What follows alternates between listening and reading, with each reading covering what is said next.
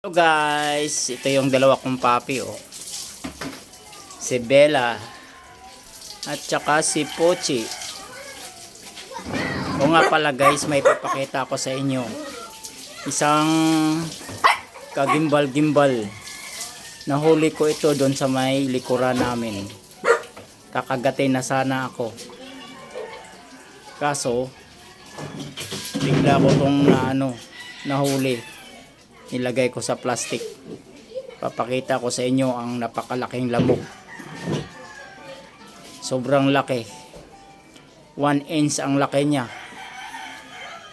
Yung bawat pakpak niya 1 inch din. Pag pinagsama 2 inches lahat. Pag in-straight nyo siya, ito siya guys yan. Ayan yung tuka niya guys Yan. Napakalaking lamok niyan guys.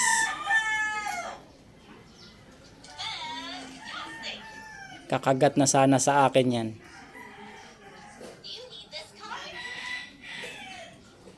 Ngayon nyo lang to nakikita, sigurado ako. Ganito kalaking lamok dito sa Manila guys. Dito sa may likuran namin, sa may halamanan. Ayan yung pantuka niya guys Ang laki. Gutom na siya. 2 araw ko na to guys kinulong. Di ko pinapakawalan. Kaya pala sobrang daming lamok dito sa bahay. Nandito pala yung hari ng lamok. Ito guys. Sana i-share nyo ang video na ito. Paki-like na rin sa aking video. At mag-comment kayo kung nakakakita na kayo ng ganito kalaking lamok.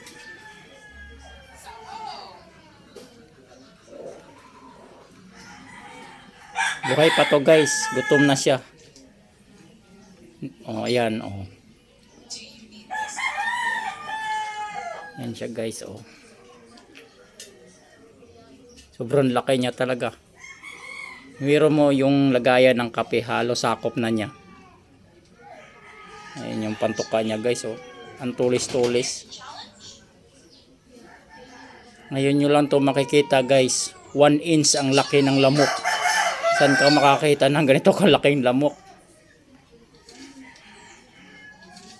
To guys, paki-share yung video na ito para malaman ng lahat na may ganito kalaking lamok.